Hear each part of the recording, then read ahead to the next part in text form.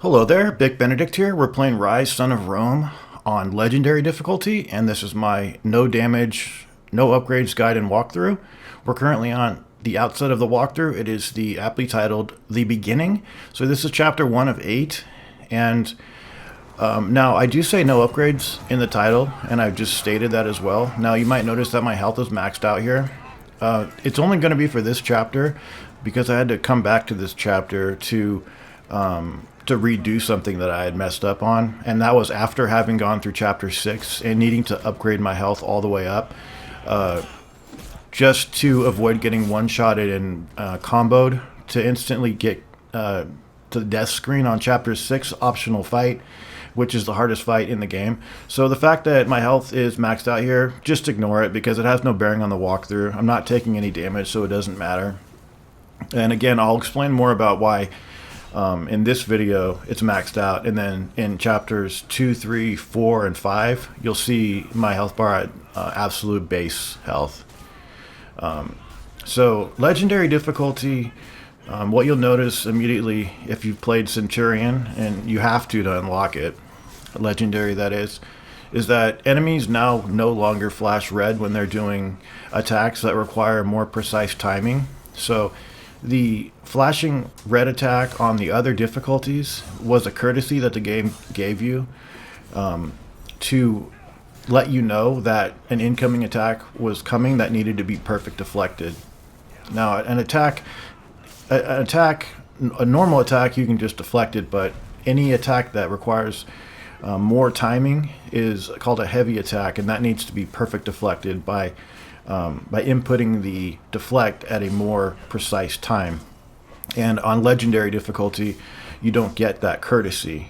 Not that you necessarily are going to need it, because this game is not that grueling, except for the optional fight on chapter 6, which I have done, and it took me about 4 or 5 hours. It was really, really bad. It was horrific.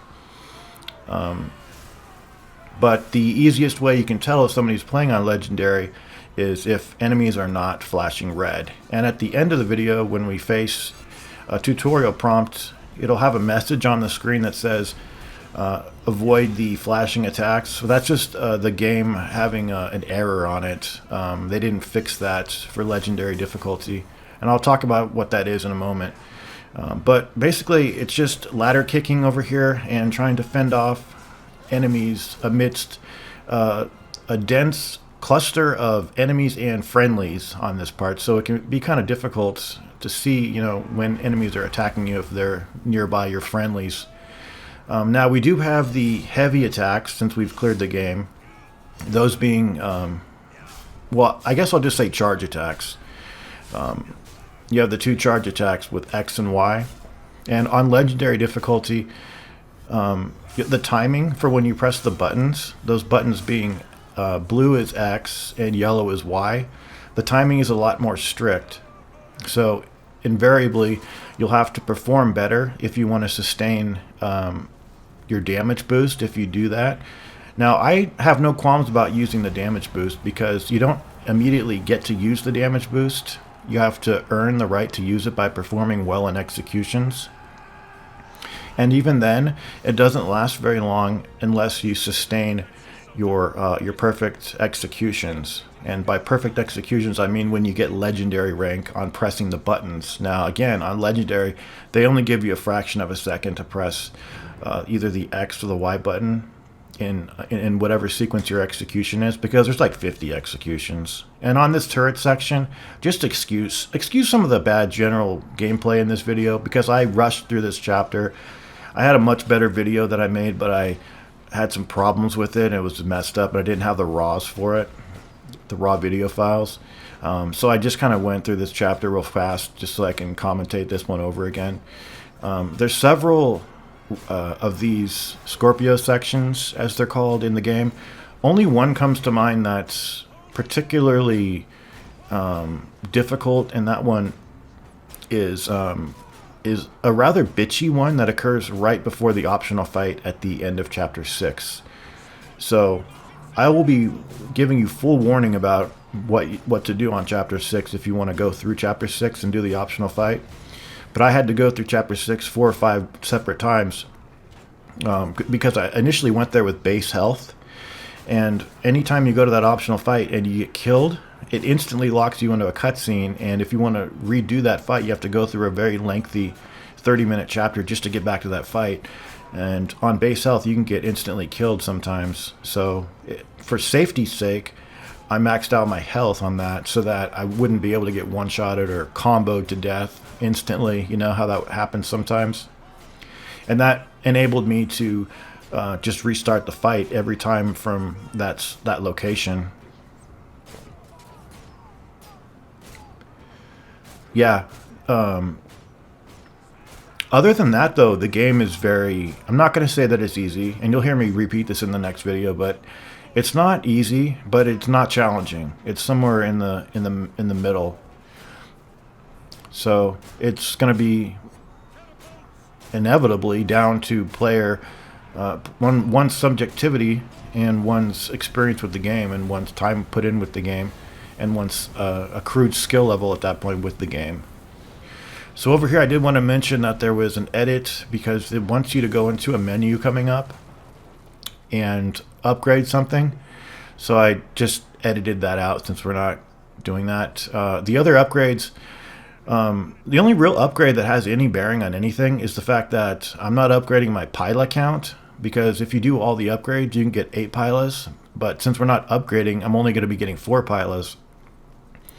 And I could max out my focus bar, but I'm not using the focus attack on this walkthrough, so that again has no bearing. So the only thing that has any kind of bearing on anything in as far as combat or the walkthrough is the Pila count. And I guess you could say your health if you're not doing no damage, but since we're doing no damage, it doesn't matter in the least, because you get killed so quickly on this that you could just let yourself get killed. And it's a good idea though to do that. However, I had to go through the campaign again on a separate Steam account to unlock a different campaign so that I could start with base health. So this all was done at the beginning with base health, and we'll talk more about double executions in the next video and things like that. But we do have a tutorial at the end of the stage, and remember when I said that there was an error in a prompt coming up? Well, that error is going to be on the screen in just a moment in the middle of the screen, and it's a tutorial on either dodging or perfect deflecting. Now this will be completely legendary difficulty, so even though it says on that prompt that when enemies flash red they're doing a heavy attack that needs to be perfect deflected, you're not going to see that particular enemy coming up flashing red, because this is on legendary, and they really should have fixed that prompt and retyped it. But he's right up here. It's an enemy with, I think, just a single torch. He could have 2 torches, I can't remember. Yeah, just a single torch. So it's going to be up to you to acquire the timing. If you just want to dodge him, you can, and you can spam heavy attacks on him / charge attacks. This warlord fucker. But basically, he's not going to glow red for us, so we need to just do perfect deflects. But we weren't able to stagger him, but sometimes there are attacks that these enemies do that will cause them to get staggered. So I will see you in the next video. Please take care.